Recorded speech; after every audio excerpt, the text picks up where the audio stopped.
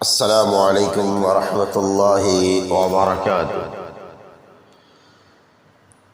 آج ہم جس ٹاپک پر بات کریں گے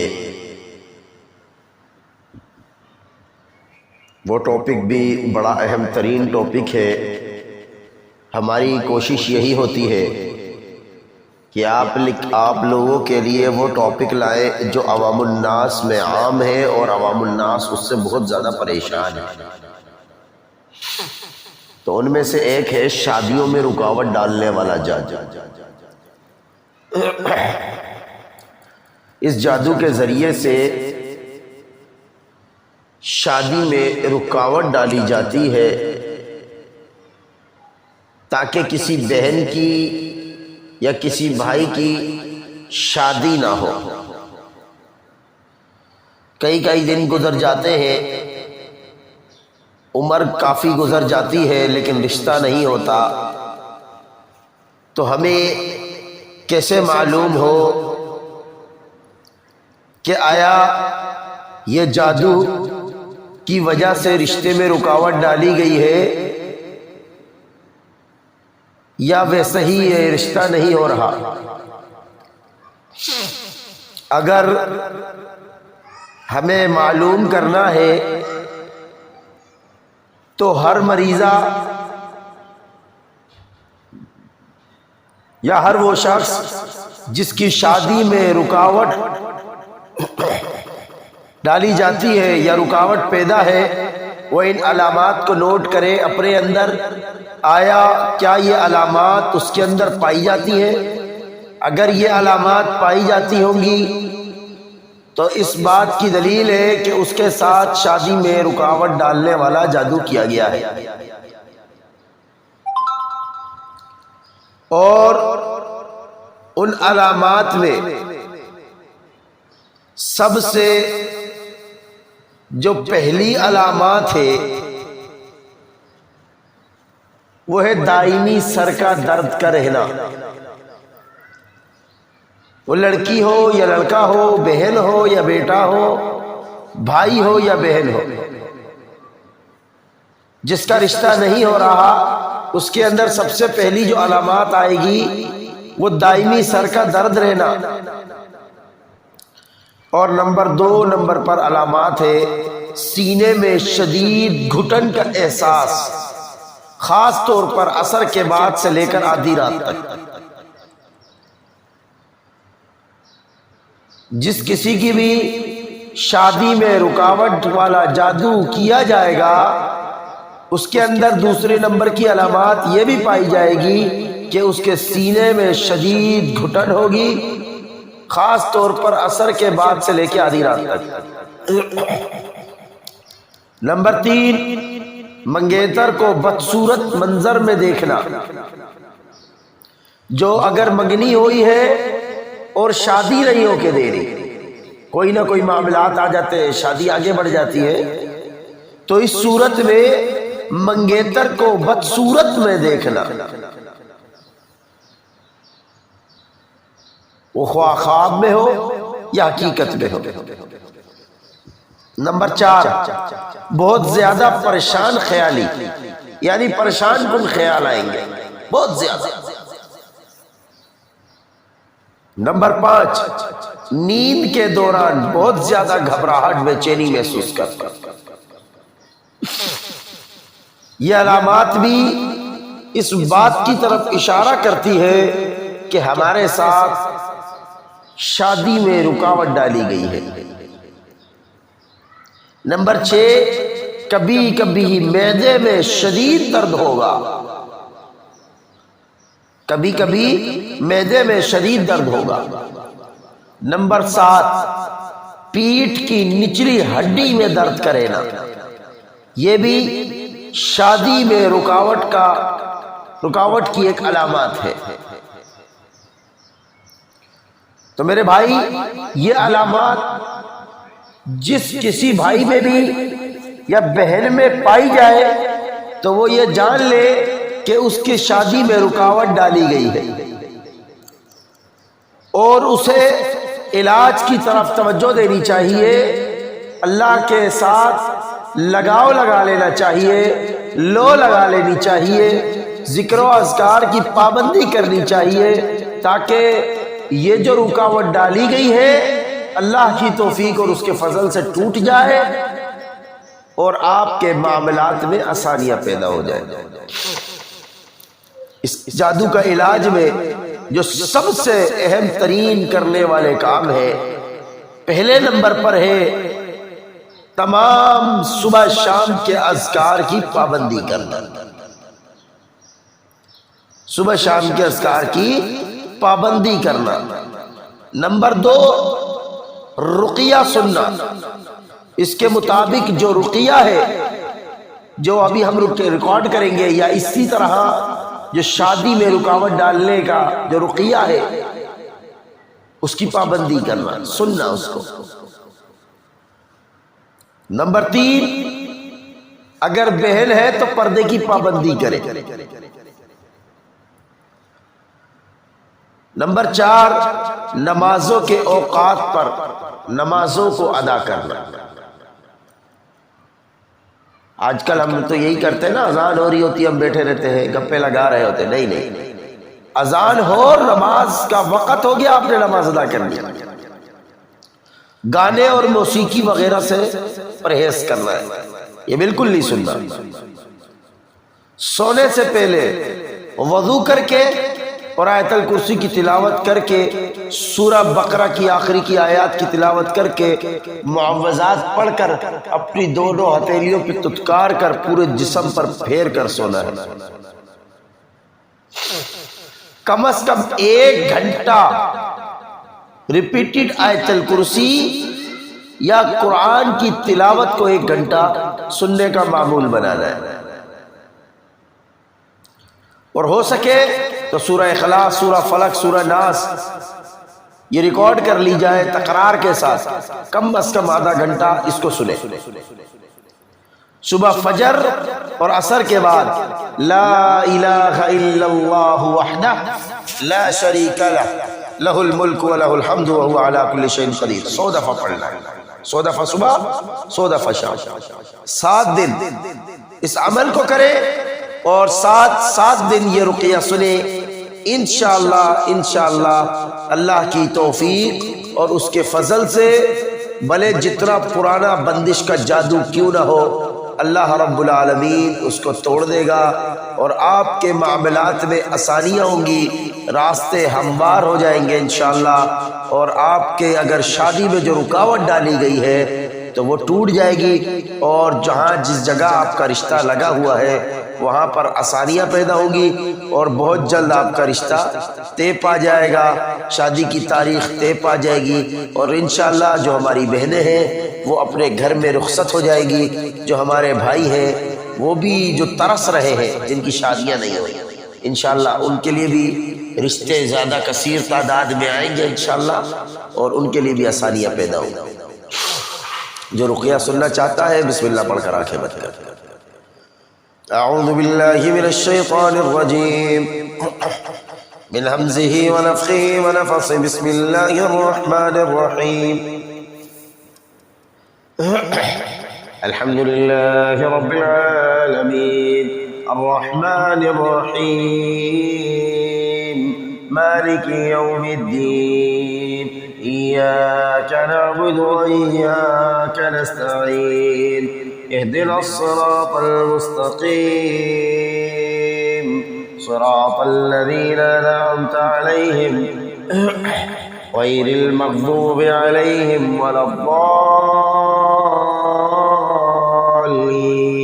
आमीन। अल्हम्दुलिल्लाहि रब्बिल आलमीन अर्रहमानिर रहीम मालिकि यौमिद्दीन इय्याका नअबुदु व इय्याका नस्तईन इहदिना स्सिरातल मुस्तक़ीम सिरातल लज़ीना अनअमता अलैहिम गैरिल मग़ज़ूबि अलैहिम वलद्दाल्लीन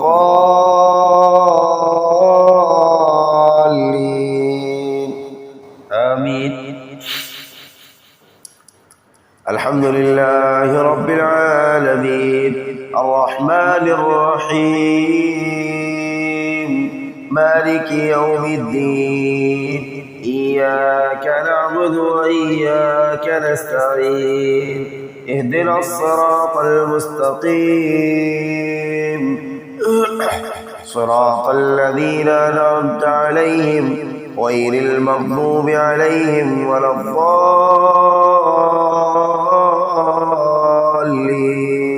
آمين. أعوذ بالله من الشيطان الرجيم. واتبعوا ما تتلو الشياطين على ملك سليمان وما كفر سليمان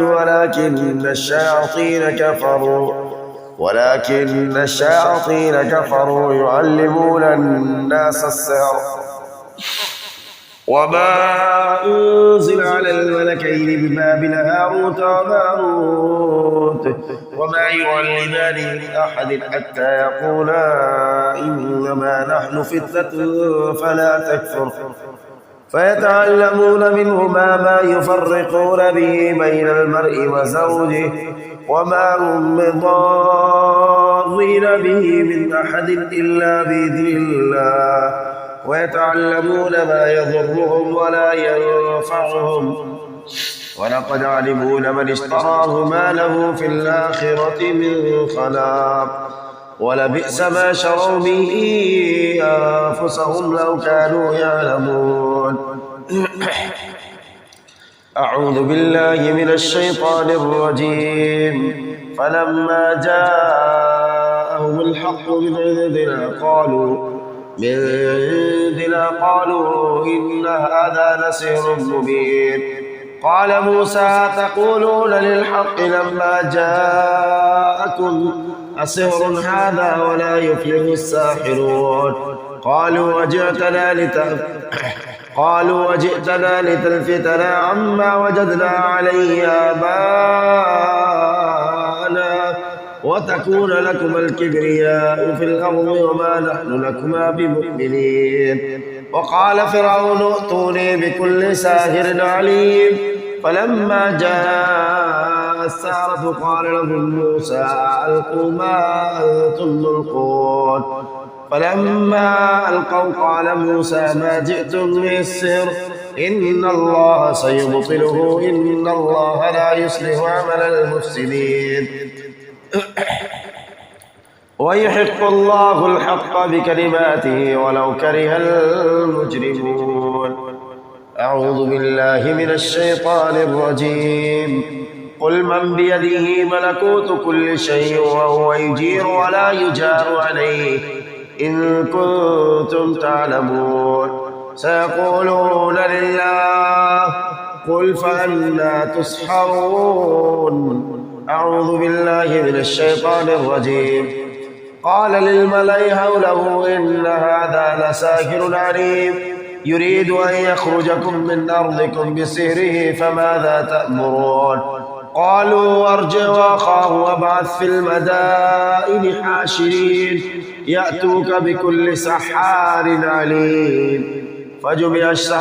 فجمع السحرة لميقات يوم معلوم. وقيل للناس هل أنتم مجتمعون لعلنا نتبع السحرة إن كانوا هم الغالبين. فلما جاء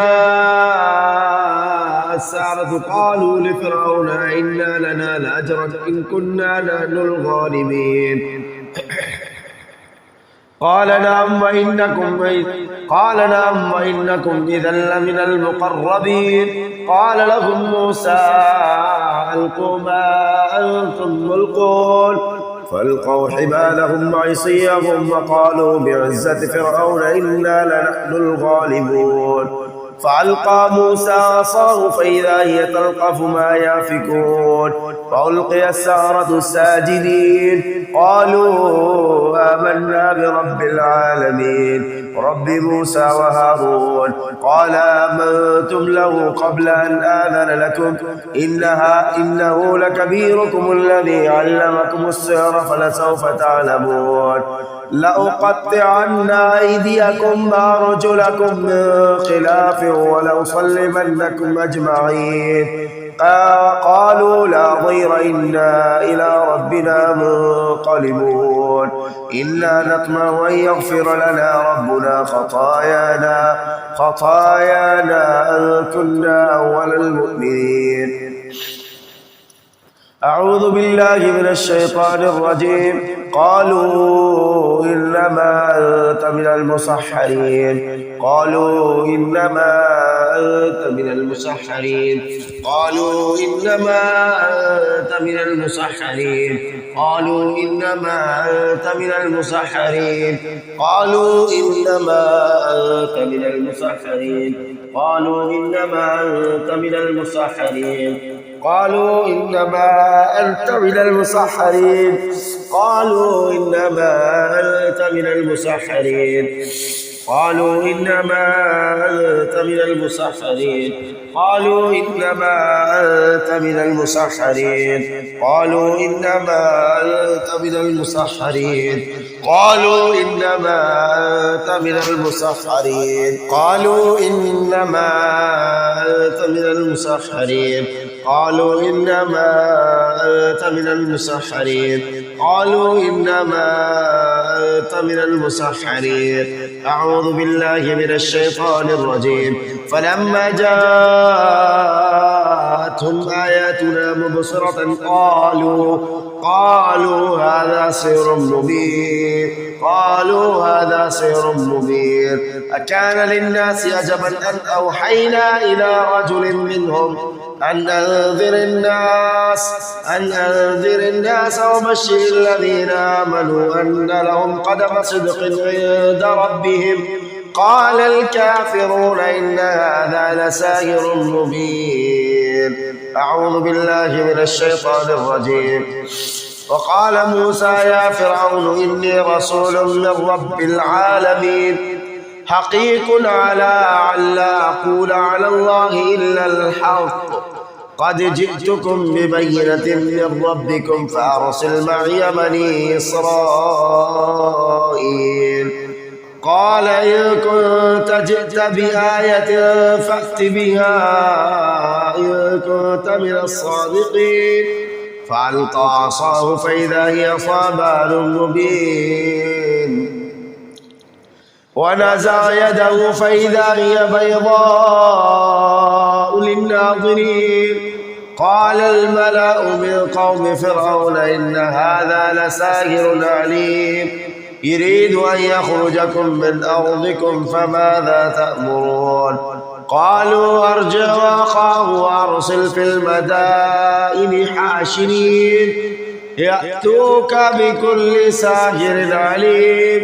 وجاء السحرة فرعون قالوا إنا لنا لأجرا إن كنا نحن الغالبين. قال نعم وإنكم لمن المقربين.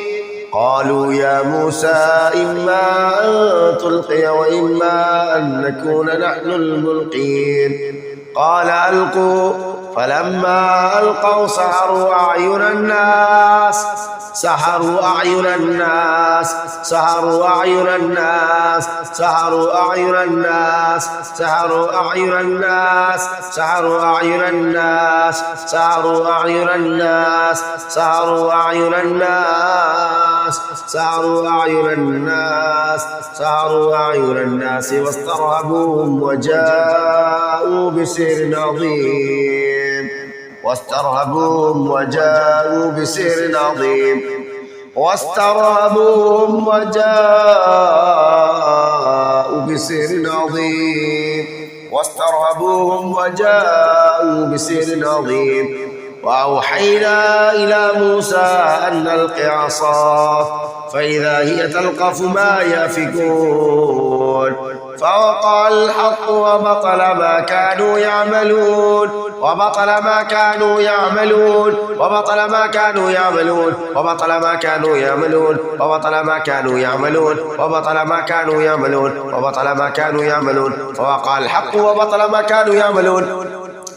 فوقع الحق وبطل ما كانوا يعملون فوقع الحق وبطل ما كانوا يعملون فوقع الحق وبطل ما كانوا يعملون فوقع الحق وبطل ما كانوا يعملون فوقع الحق وبطل ما كانوا يعملون فوقع الحق وبطل ما كانوا يعملون فغلبوا هنالك وانقلبوا صاغرين وألقي السحرة ساجدين قالوا آمنا برب العالمين وألقي السحرة ساجدين قالوا آمنا برب العالمين وألقي السحرة ساجدين وألقي السحرة ساجدين وألقي السحرة ساجدين وألقي السحرة ساجدين وألقي السحرة ساجدين قالوا آمنا برب العالمين رب موسى وهارون قال فرعون آمنتم به قبل أن آذن لكم إن هذا لمكر مكرتموه في المدينة لتخرجوا منها أهلها فسوف تعلمون لأقطعن أيديكم وأرجلكم من خلاف ثم لأصلبنكم أجمعين قالوا إنا إلى ربنا منقلبون وما تنقم منا إلا أن آمنا بآيات ربنا لما جاءتنا ربنا أفرغ علينا صبرا وتوفنا مع المسلمين. أعوذ بالله من الشيطان الرجيم. إن شجرة الزقوم طعام الأثيم كالمهل يغلي في البطون كغلي الحميم خذوه فاعتلوه إلى سواء الجحيم ثم صبوا فوق رأسه من عذاب الحميم ذق إنك أنت العزيز الكريم إن هذا ما كنتم به تمترون. أعوذ بالله من الشيطان الرجيم. الرحمن علم القرآن خلق الإنسان علمه البيان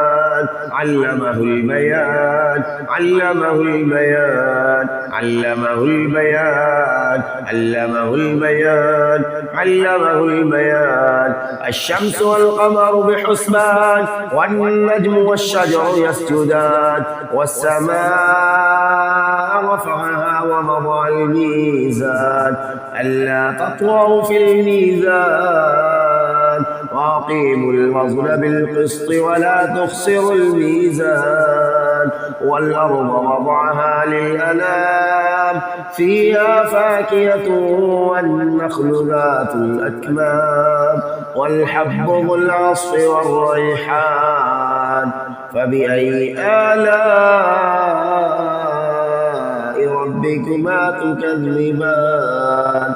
خلق الإنسان من صلصال كالفخار وخلق الجان من مارج من نار فبأي آلاء ربكما تكذبان.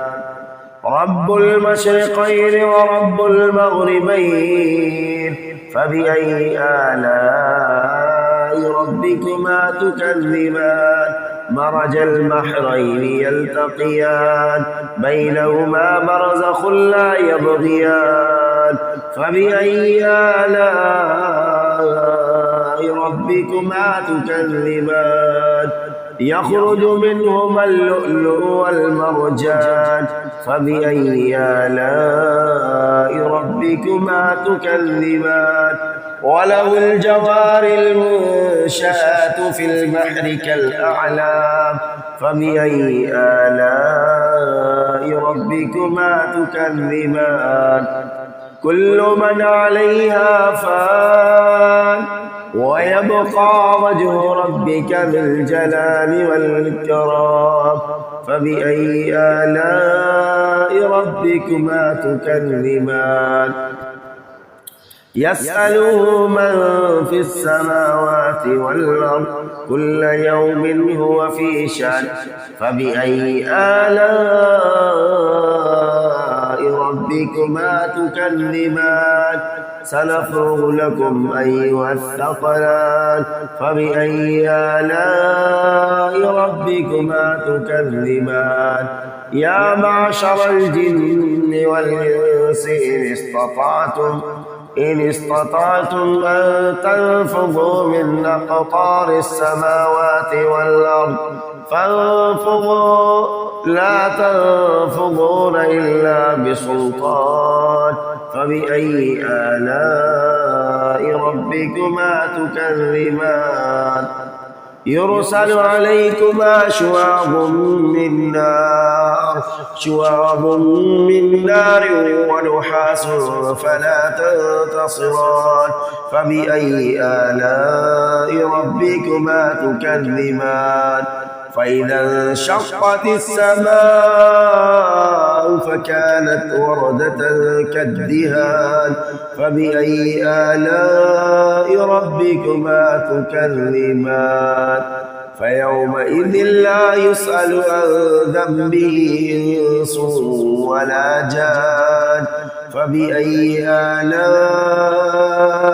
ربكما تكذبان يعرف المجرمون بسيماهم فيؤخذ بالنواصي والأقدام فبأي آلاء ربكما تكذبان هذه جهنم التي يكذب بها المجرمون يطوفون بينها وبين حميم آن فبأي آلاء ربكما تكذبان ولمن خاف مقام ربه جنتان فبأي آلاء ربكما تكذبان ذواتا أفنان فبأي آلاء ربكما تكذبان فيهما عينان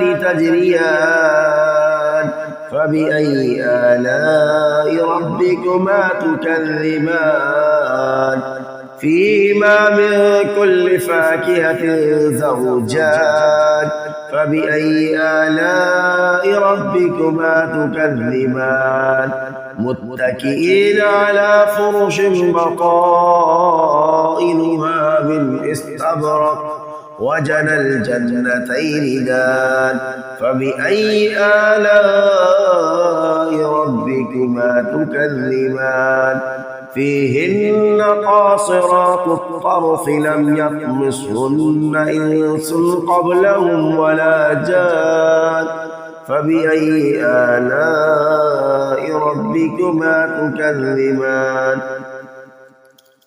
كأنهن الياقوت والمرجان فبأي آلاء ربكما تكذبان هل جزاء الإحسان إلا الإحسان فبأي آلاء ربكما تكذبان ومن دونهما جنتان فبأي آلاء ربكما تكذبان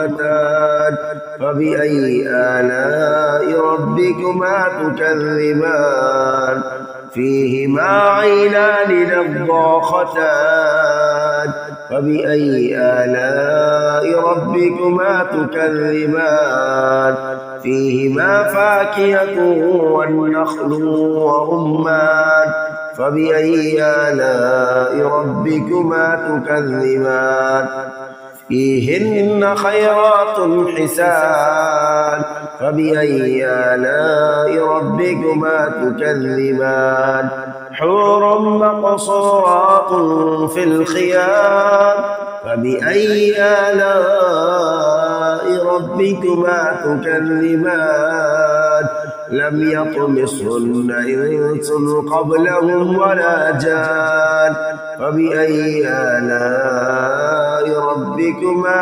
تكذبان متكئين على رفرف خضر وعبقري حسان فبأي آلاء ربكما تكذبان تبارك اسم ربك ذي الجلال والإكرام। इस रुकिये से अगर किसी के सर में भारीपन या कंधों में भारीपन या घबराहट या हाथ पांव सुन हो जाते हैं या जिस्म में किसी किस्म का तशल्लुज होता है تو گھبرانے کی ضرورت نہیں ہے۔ بیری کے پتوں سے پانی میں پکا کر اس سے غسل لے اور اس کے بعد پانی میں دم کرے، سادے پانی میں سورہ فاتحہ 7 دفعہ، آیت الکرسی 7 دفعہ، سورہ بقرہ کی آخری کی 2 آیات 7 دفعہ اور سورہ فلق 7 دفعہ، سورہ ناس 7 دفعہ اس سے پانی پیے بھی، اور اسی طرح اپنے منہ کے اوپر اور کندھوں کے اوپر چھینٹے بھی مارے۔ انشاءاللہ 7 دن یہ عمل کریں، اللہ کی توفیق اور اس کے فضل سے 7 دنوں کے اندر اندر آپ کے معاملات میں بہتریاں ہونا شروع ہو جائیں گی۔ جزاک اللہ خیرہ و بارک اللہ فیک۔ اللہ سے دعا کرتے ہیں کہ اللہ جن بہنوں کے رشتے نہیں ہو رہے، یا اللہ ان کے لیے بہترین اچھا رشتہ عطا فرما، ان کے رشتے لگا دے۔ یا اللہ جو بھی مسلمان جہاں کہیں بھی پریشان حال ہے، یا اللہ ان کی پریشانیوں کو دور فرما۔ یا اللہ کمنٹ میں کئی لوگوں نے دعا کے لیے کہا ہے، یا اللہ ان کی جو بھی پریشانیاں ہیں ان کی پریشانیوں کو دور فرما۔ یا اللہ جو بھی ان کی جائز نیک مرادیں ہیں ان کو پورا فرما۔ یا اللہ تمام مسلمانوں کو شیاطینی شر سے، زمینی شر سے یا اللہ محفوظ فرما۔ یا اللہ جو بھی تیرے بندے ہیں یا اللہ خطا کار ہے، گناہ گار ہے، یا اللہ ہمارے گناہوں کی وجہ سے اگر ہم پر عذاب ہے تو یا اللہ ہم اپنے گناہوں کی مغفرت چاہتے ہیں۔ یا اللہ ہم تیرے در پہ واپس پلٹتے ہیں، ہمارے گناہوں کو معاف فرما۔ یا اللہ ہمارے اوپر سے یہ عذاب ٹال دے۔ یا اللہ اگر ہمارے اوپر آزمائش ہے تو یا اللہ ہم کمزور بندے ہیں، تیری آزمائش پہ پورا نہیں اتر سکتے، یا اللہ ہم سے یہ آزمائش کو دور کر دے۔ وما علینا الا البلاغ المبین۔ السلام علیکم ورحمۃ اللہ وبرکاتہ۔